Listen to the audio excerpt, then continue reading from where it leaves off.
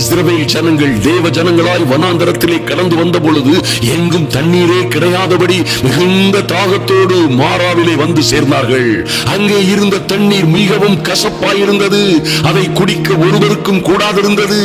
இதுபோலவே ஒருவேளை உங்கள் வாழ்க்கையிலே நீங்கள் கண்ட நன்மைகள், மேன்மைகள், திருமணங்கள், உங்கள் வாழ்க்கை, தொழில், வசந்த காலம் எல்லாம் இப்படியாய் கசப்பாய் போயிருக்கலாம். கவலைப்படாதிருங்கள்.